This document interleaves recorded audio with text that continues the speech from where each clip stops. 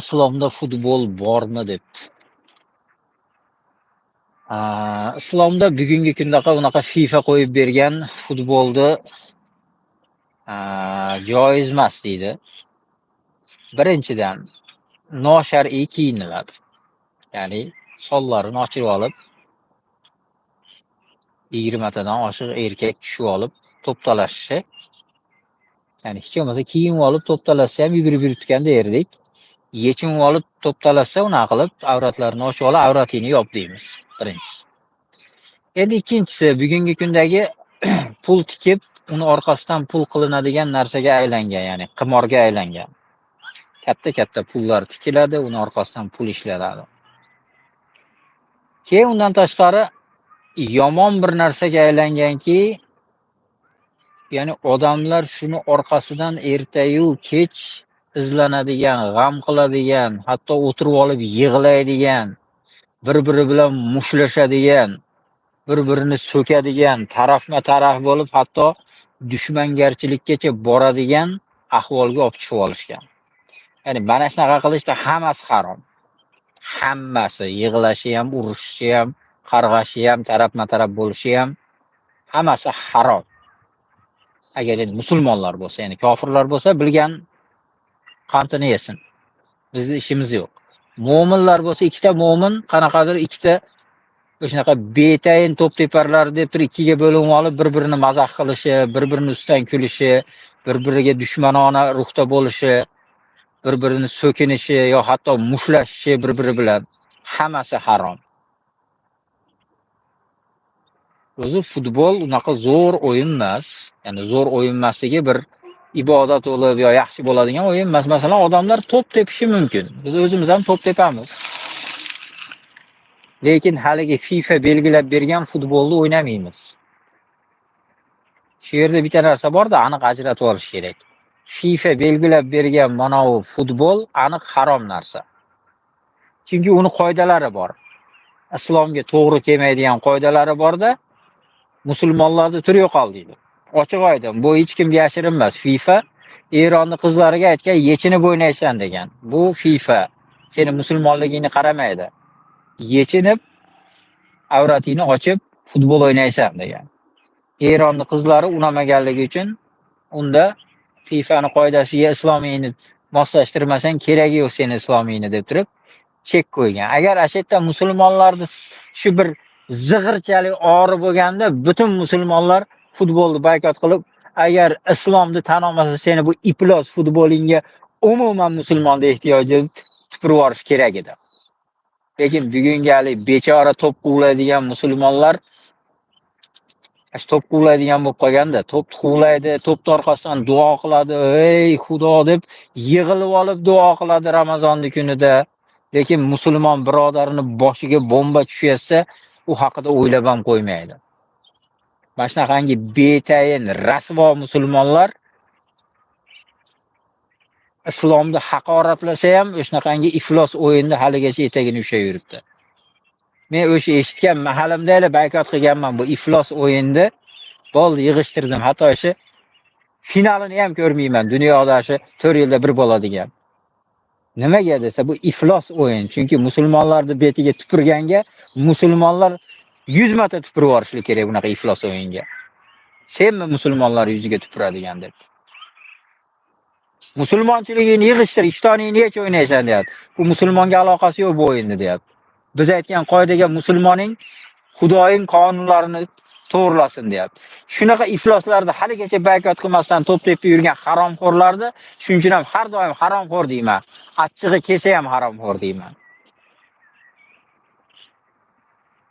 Chunki islom dushmanni dushman deb bilish farz. Har bitta bugungi mo'min FIFAni dushman deb bilishi farz. Farzi ayn har bittasiga.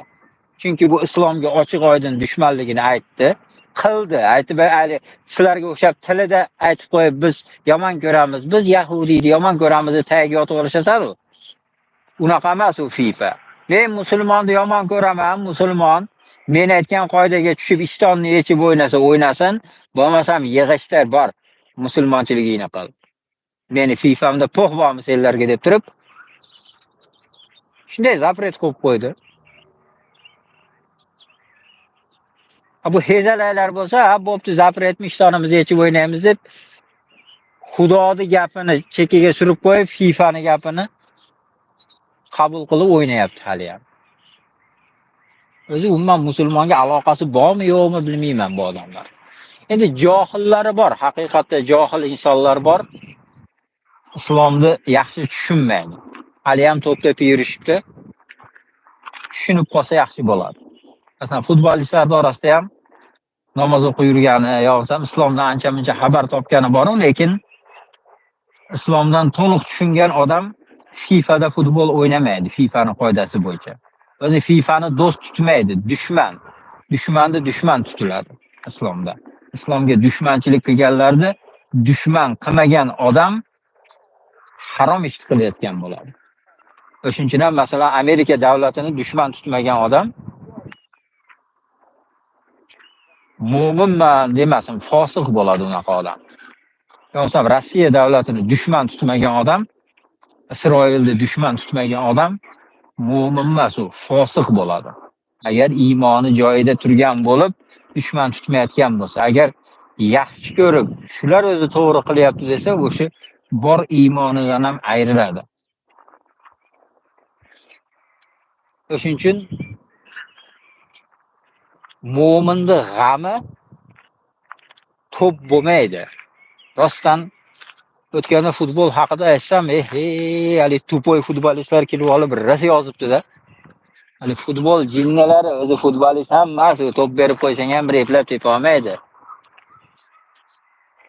Hali to'p tepayotganga qarab baqir-chaqir qilib, ko'ynagini yirtib, xotinini so'kib, kerak bo'lsa bir-biridan mushlashib, Misr bilan Jazoir o'ynaganda hezalaylar bir-biri bilan urushib 120 tasini o'ltiribdi.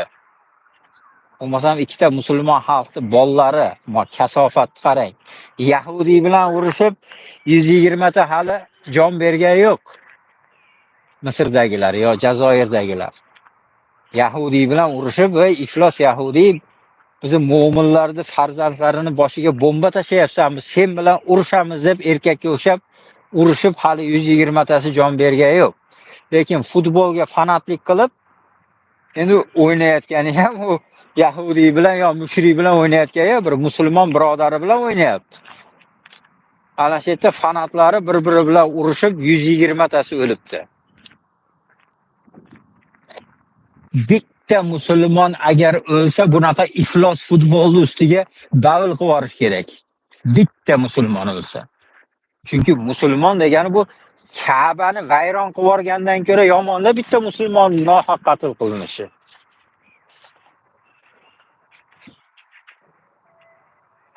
Hali ham shu futbolni o'yin qilib yurganlarni ko'rsam, to'g'risi yaxshi nazarda qaramayman.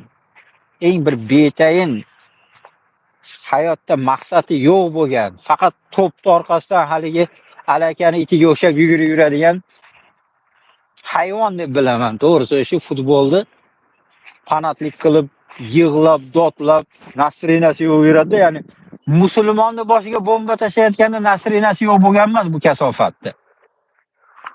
Lekin qayerdagi kofir devoratasiga qayerdagi bir kofir gol urib qo'ysa misol, shundan xafa bo'lib yuradi-da.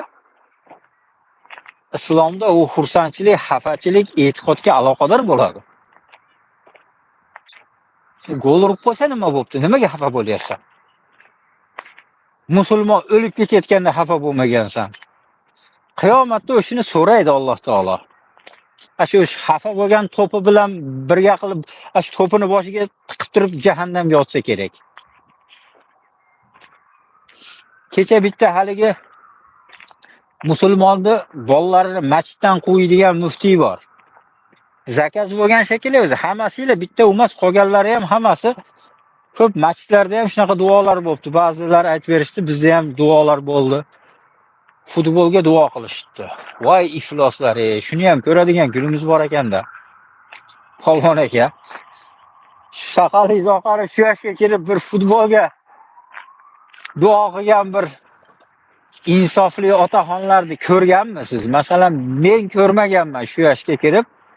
40 yildan beri bir Har mo'min bo'lgan o'sha imomlarning orasida futbolda bizni hali turkishlarimiz narigilarni yutib olsin deb ommani yanida kelinglar qo'l ko'tarib duo qilaylik deganni eshitmaganman. Eshitsam betiga tupuraverardi avvalgi odamlar.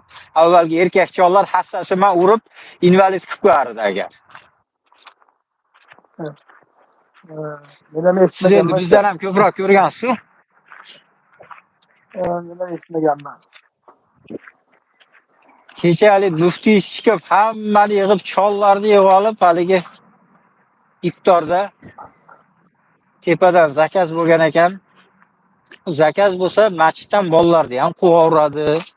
Zakaz bo'lsa o'shanaqa futbolga ham duo qilaveradi. Ertaga qimorga ham duo qilib bering endi bizni qimorbozlar yutsin desa o'zi futbol ham qimor, o'zi hech qanaqa ikkalasining farqi yo'q. Qimorga ham duo qilib bersa kerak, u gartkam degan nima shu boshiga olchi bo'lib tursin deb duo qilaveradi bu kasofatlar. Allohdan ham qo'rqmaydi deyman-da ba'zi. Sal hech bo'lmagan uyatga, hech bo'lmaganda duo bu ibodat u. Ammo Falastinga duo qilmadi o'sha kuni. Shu duosini oxirigacha eshitsangiz Falastinda shu G'azoda bombalanayotganlarda haqqiga duo qilmadi.